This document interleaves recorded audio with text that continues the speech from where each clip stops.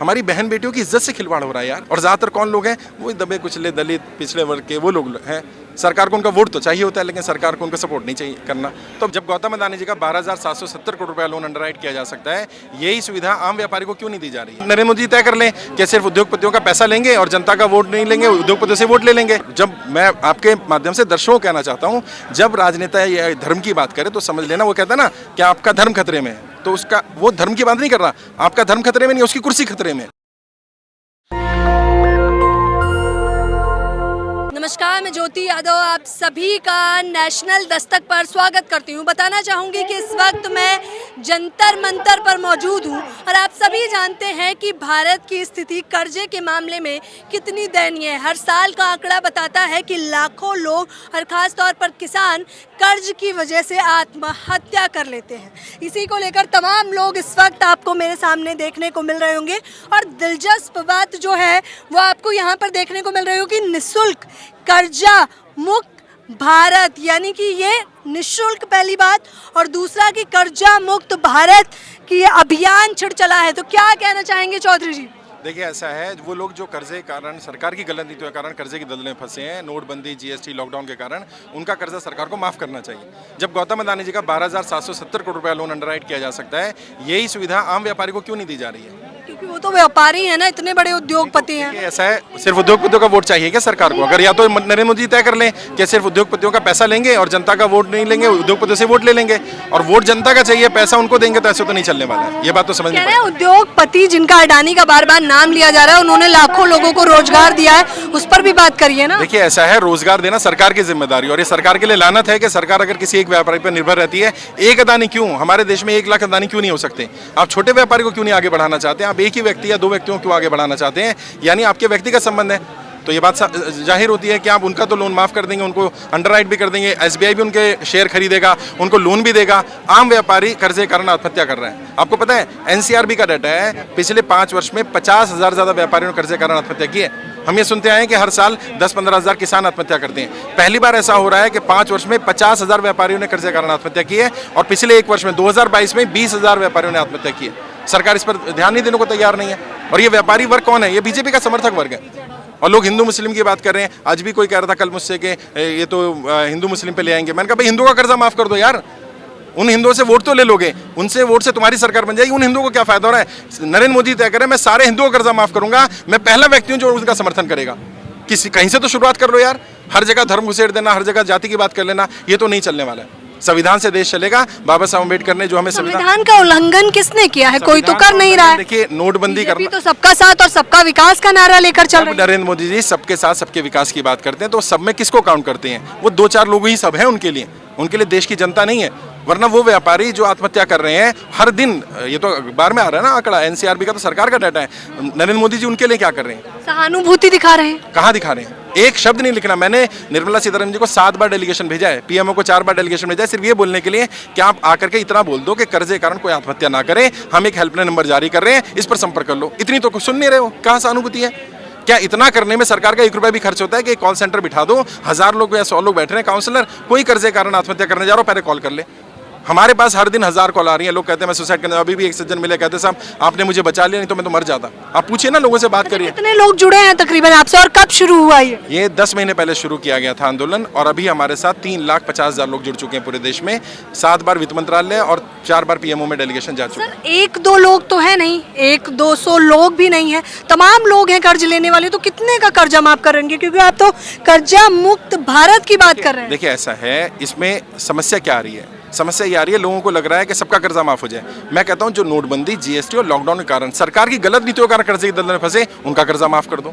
Lockdown सरकार की गलत नीति थी? बिल्कुल गलत नीति थी। किस प्रकार से समझाइए जरा। देखिए, बिना सोचे समझे भारत जैसे देश को, जब नरेंद्र मोदी जी बोलते थे ना 125 करोड़ देशवासियों, 130 करोड़ देशवासियों, वो एक्चुअल में संख्या नहीं समझ में आती उनको। इतने पढ़े लिखे तो है नहीं कि 130 करोड़ कितने होते हैं, तो उनको आइडिया नहीं था। ये तो निजी टिप्पणी हो गई। निजी नहीं, जो सच्चाई है।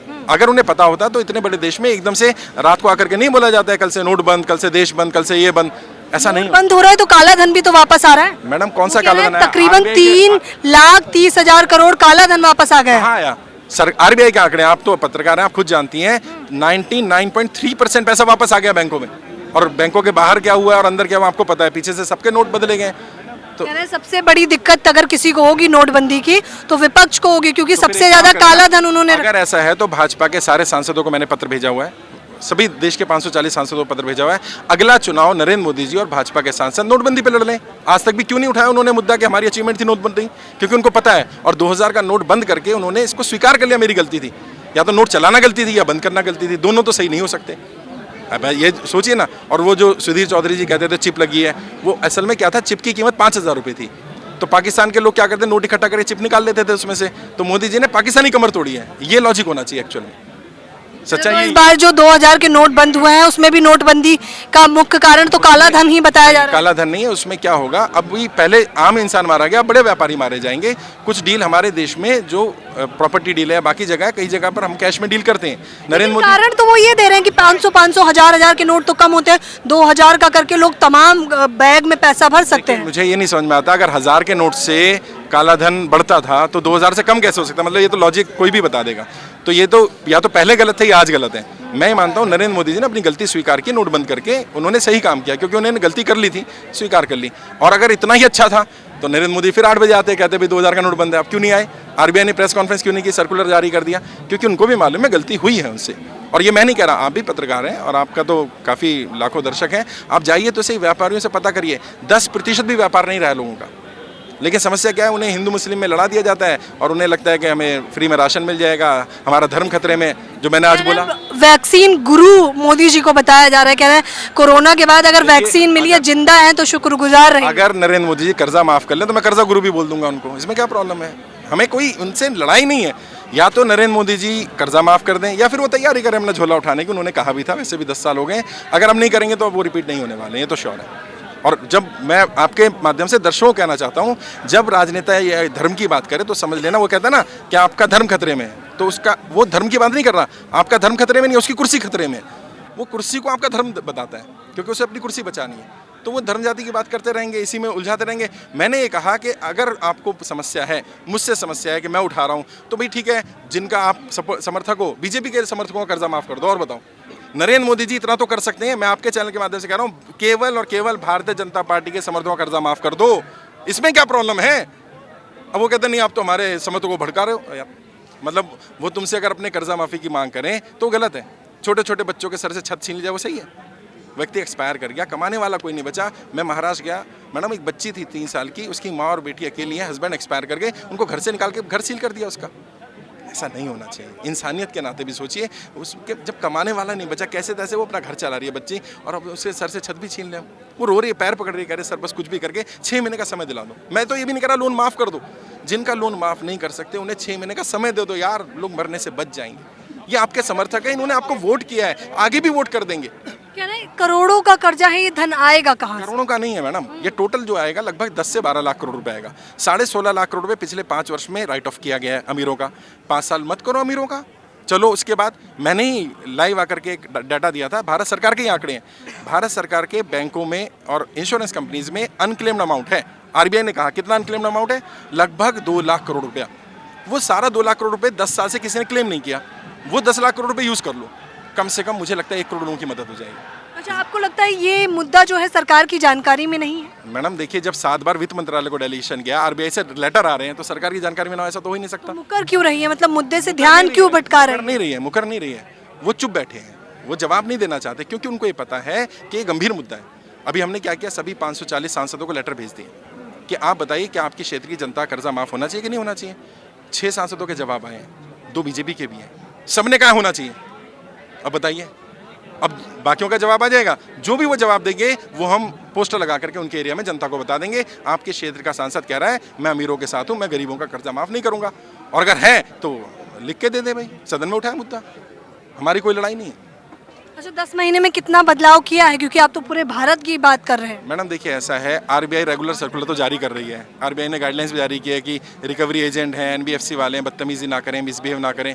आरबीआई अपनी तरफ से कोशिश तो कर रहा है, लेकिन ये आरबीआई के स्तर का काम नहीं है, ये सरकार के स्तर का काम है। सबसे पहला काम, अगर नरेंद्र मोदी जी वाकई चाहते हैं कुछ करना, तो सिर्फ 1 रुपया खर्च नहीं होगा, एक हेल्पलाइन नंबर जारी कर दें 24/7। कोई भी व्यक्ति कर्जे कारण आत्महत्या ना करे, परेशानी हो रही है, तुरंत आकर के हमसे संपर्क कर ले, इस नंबर पर संपर्क कर ले, और वहाँ एक्सपर्ट काउंसलर बिठाए जाए, बहुत लोगों की जान बचा लेंगे। हर बीतते दिन के साथ हम बहुत सारे लोगों को खोते जा रहे हैं। वो कह रहे हैं कर्जे पे कहाँ जा रहे हैं, राशन मुफ्त मुहैया करा रहे हैं, रोटियां दे रहे हैं। राशन मुफ्त लेना पड़ रहा है। सोचिए ना उनकी हालत कितनी है कि उन्होंने अगर साहूकार से कर्जा ले, मैं मध्य प्रदेश गया, यहाँ साथी आए उनसे पूछेगा, साहूकार कहता है अगर आप कर्जा नहीं चुका पा रहे अपनी बहन बेटी को भेज दो मेरे पास। बताइए, हमारी बहन बेटियों की इज्जत से खिलवाड़ हो रहा है यार। और ज़्यादातर कौन लोग हैं, वो दबे कुचले दलित पिछड़े वर्ग के वो लोग हैं। सरकार को उनका वोट तो चाहिए होता है, लेकिन सरकार को उनका सपोर्ट नहीं चाहिए करना। तो अब जनता भी तय करेगी जनता को सपोर्ट करना है कि नहीं करना। अच्छा, आपको लगता है जनता इतनी मूर्ख है कि मुद्दा पता होने के बावजूद भी वोट उन्हें कर देती है? ऐसा नहीं है, जनता मूर्ख नहीं है, जनता तो बहुत ज़्यादा इंटेलिजेंट है। समस्या क्या आती है, जब चुनाव आता है, चुनाव में इनकी मशीनरी, इनका मैकेनिज्म, इनकी मैन पावर, इनकी मसल पावर, इनका मीडिया मैनेजमेंट इतना स्ट्रांग है। अब आप देखिए ना, इतने सारे लोग आए और यहाँ मेन स्ट्रीम मीडिया नहीं है। आप जैसे बहुत सारे साथी आए हैं जिन्होंने सोशल मीडिया पर इस आवाज़ को उठा रहे हैं, लेकिन मेन स्ट्रीम मीडिया नहीं उठा रहे हैं। एक आज तक के, मैं नाम लेकर के बोल रहा हूँ, आज तक के पत्रकार ने हमारा फॉर्म भरा। उन्होंने कहा आपका मुद्दा बहुत अच्छा है। मेरी प्रेस कॉन्फ्रेंस थी 10 तारीख को प्रेस क्लब ऑफ इंडिया में, कहते मैं आऊँगा। उन्होंने ऊपर बात की, उन्हें मना कर दिया गया, ये मुद्दा हम नहीं उठाएंगे। आज तक के पत्रकार की बात कर रहा हूँ, अब कहेंगे तो मैं नाम भी ले दूंगा। मैं उस व्यक्ति की आइडेंटिटी डिस्क्लोज नहीं करना चाह रहा, क्योंकि उसने फॉर्म भरा हुआ है हमारा। प्रॉब्लम क्या, वो खुद परेशान है बेचारे, लेकिन खड़े क्या, सुनने वाला कौन है? अगर वो चाटुकारिता नहीं करेंगे तो नौकरी भी चली जाएगी। उन्हें तो बोल ही रखा है, या तो आप गुणगान करते रहिए, सच्चाई दिखाते रहिए, नौकरी चली जानी है उनकी। अच्छा, उपाय बताइए, समस्याएं तो बहुत हैं इस देश में, उपाय क्या मैं कई समाधान बता दिए, मैं दोबारा एक समाधान बता रहा हूँ। सबसे पहले सरकार एक हेल्पलाइन नंबर जारी करे, बहुत सारे लोगों की जान बच जाएगी। दूसरा, सरकार ये तय करे कि जिनका लोन माफ़ हो सकता है, 10,000, 20,000, 50,000 एप्लीकेशन से लोन लिया, यहाँ से लिया, साहूकार से लिया, उनको सरकार सिर्फ एक सर्कुलर जारी कर देगी ना कि कोई 2% ज़्यादा इंटरेस्ट नहीं लेगा, तो बहुत सारे लोग बच जाएंगे। तो क्या करे सरकार? सरकार उनको बचाने के लिए ऐसा सर्कुलर जारी कर दे कि जिनका लोन माफ़ हो सकता है उनका माफ़ कर देंगे, जिनका माफ़ नहीं हो सकता उन्हें 2 साल का समय दे देंगे, बस। अच्छा, सोने की चिड़िया कहे जाने वाले भारत में आखिरकार इतना ज़्यादा कर्जा कैसे हो गया लोगों? मैडम देखिए, ऐसा है, भारत सोने की चिड़िया था, ये बात सही है, लेकिन जब सरकार की गलत नीतियाँ होंगी, आपके हमारे घर में जो पैसा रखा था वो काला धन नहीं था। काला धन तो वो था जो माल्या साहब लेकर चले गए, जो बड़े लोग लेकर चले गए, लेकिन हमारे आपके घर में जो बहन बेटियों ने थोड़े पैसे इकट्ठे किए, उसको काला धन कह करके निकाल लिया गया।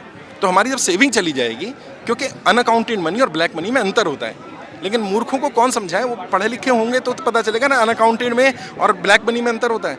और ब्लैक मनी कोई कैश में नहीं रखता है, ब्लैक मनी जो आती है प्रॉपर्टी में जाती है, गोल्ड में जाती है। आपने तो घर के 500,000 के नोट निकलवा लिए और फिर आप उसकी जगह 2,000 का नोट लिया और आप कहते हो कि वो मास्टर स्ट्रोक था कि ये मास्टर स्ट्रोक का नोट बंद करना। तो लोग कर्जे की दलदल में डाले गए हैं। इसका कारण क्या है? 2 बड़े कारण हैं। मैं एक पॉलिटिकल ट्रेनर भी हूँ, मैं जानता हूँ नेता क्या करते हैं। नेता जानबूझ करके जनता को गरीब रखना चाहते हैं ताकि 500,000 रुपये में रैली में भीड़ बुलाई जा सके। यहाँ एक भी व्यक्ति पेड नहीं है, ये लोग अलग अलग राज्यों से अपना किराया भाड़ा लगा करके आए हुए हैं।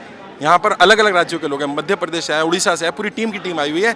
1 रुपया भी हमने नहीं दिया है, वो अपना पैसा लगाकर, समय लगाकर आ रहे हैं, क्योंकि उनके साथ दिक्कत ज़्यादा है। वरना तो देखो ना, कोई पॉलिटिकल रैली भी करनी हो तो पेड लोग बुलाने पड़ते हैं, हमें नहीं बुलाने पड़ते। हमारी सिर्फ यही मांग है कि सरकार समस्या की बात करके समाधान पे बात करे। समाधान तुरंत हो सकता है, हेल्पलाइन नंबर जारी करने में तो कोई दिक्कत नहीं आने वाली है सरकार को। हेल्पलाइन, आप अपने स्तर से किस प्रकार से बदलाव कर रहे हैं? सबसे पहले तो मैं उनको ट्रेनिंग दे रहा हूँ। मैं एक बिजनेस ट्रेनर भी हूँ। मैं कर्जे से बाहर निकलने के 20 तरह की ट्रेनिंग देता था, जिसकी फीस होती थी, वो ट्रेनिंग मैंने निःशुल्क कर दी, वो फ्री है उनके लिए। अभी लगभग फेसबुक, यूट्यूब पर ही देखेंगे आप तो लगभग 10 लाख से ज़्यादा लोग ट्रेनिंग अटेंड कर चुके हैं। मेरे फेसबुक पर भी लगभग 15 लाख से ज़्यादा फॉलोअर्स हैं। वो लोग अलग अलग ट्रेनिंग देता रहता हूँ, मैं गाइड करता रहता हूँ, और मैं अलग अलग राज्यों में जा रहा हूँ। कल भी मैं महाराष्ट्र जाने वाला हूँ, नागपुर में मेरा कार्यक्रम है, अमरावती में। परसों मैं नागपुर में मिलूंगा लोगों से। मैं पूरे देश में घूम रहा हूँ, उनको काउंसिल कर रहा हूँ, गाइड कर रहा हूँ। मैं और मेरी टीम में 100 साथी हैं जो रेगुलर कॉल अटेंड करके गाइड करने का काम कर रहे हैं, सपोर्ट करने का काम कर रहे हैं। ये तमाम आपके साथी टीम के साथी हैं, और ये बहुत सारे लोग जिन्होंने फॉर्म भरा है वो लोग भी हैं, बहुत सारे वॉलंटियर भी हैं। देश में 10,000 कर्जा मुक्ति केंद्र खुले हुए हैं जहाँ पर लोग फॉर्म भरने जा रहे हैं। अच्छा, मुख्य कारण क्या था? मतलब वो कौन सा समय था कि आपको लगा कि कर्ज से तमाम लोग मर रहे हैं और बदलाव जरूर? पीजी ने बताया, मैं यहीं जंतर मंतर पर था उस दिन। ये जुलाई 2022 की बात है। हम गुरुद्वारे गए थे, बंदी सिखों का एक कार्यक्रम था, वहाँ मैं अपनी बात रखने गया था। वहाँ से आकर के पता चला महाराष्ट्र में एक परिवार ने 9 लोगों ने कर्जे कारण आत्महत्या कर ली। तो मेरे को दिल को लगा यार, 9 लोग चले गए। मेरी ट्रेनिंग है, ऑलरेडी मैं ट्रेनर हूँ, बिजनेस ट्रेनिंग भी देता हूँ, फ्री में कर दूंगा। तो मैंने फेसबुक पर लाइव आया और मैंने कहा भाई कर्जे के कारण कोई आत्महत्या ना करे, मैं ट्रेनिंग दे दूंगा, और मैंने अपना नंबर दे दिया। मुझे नहीं मालूम था कि ये बवाल मच जाएगा, और इतनी कॉल्स, मतलब वो रील इतनी वायरल हुई कि लगभग उसको 35 मिलियन लोगों ने देखा, 3.5 करोड़ लोगों ने। फिर लोगों ने संपर्क करना शुरू कर दिया, और पहली बार ऐसा हो रहा है कि जो फेसबुक के फॉलोअर्स हैं वो ग्राउंड पर आकर के मिल रहे हैं। और आप देख रहे हैं किस तरह से वो सुबह से लोग भूखे प्यासे बैठे हैं, महिलाएं, बच्चे बैठे हुए हैं। अच्छा, आप भी अनशन पे हैं? मैंने आपके भाषण हड़ताल पर हूँ, मैंने सुबह से पानी नहीं पिया, खाना भी नहीं खाया। 1 दिन का साकेतिक भूख हड़ताल है, सुबह 10 बजे से 5 बजे तक। जरा सोच के देखिए जिस प्रकार से ये बता रहे हैं, जाहिर तौर पर ये कह रहे हैं कि इतनी बड़ी समस्या नहीं है जितनी बड़ी बताई जा रही है। इस समस्या का समाधान भी है और तमाम लोग, ये आम जनता है जो इस वक्त आपको कैमरे के सामने ये लोग दिखाई दे रहे हैं, इनका कहना है कि ये अलग अलग जगहों से, राज्यों से आए हैं और ये साफ तौर पर इनसे निष्पक्ष रूप से, निःशुल्क रूप से जुड़े हुए हैं। इन तमाम लोगों को ये भरोसा है कि आज नहीं तो कल ये लोग भी कर्जे की समस्या से मुक्त हो जाएंगे। फिलहाल इस खबर के बारे में आप लोगों की अपनी राय बताना बिल्कुल ना भूलें। कैमरा पर्सन आशीष के साथ ज्योति यादव, नेशनल दस्तक। नेशनल दस्तक की आपसे गुजारिश है कि अगर इसको बचाना चाहते हैं तो नेशनल दस्तक को सब्सक्राइब करने के लिए रेड कलर के सब्सक्राइब बटन को दबाएं, फिर बेल आइकन की घंटी दबाएं। नेशनल दस्तक को बचाने के लिए बहुत जरूरी है कि हर खबर को शेयर करें, लाइक करें, कमेंट जरूर करें।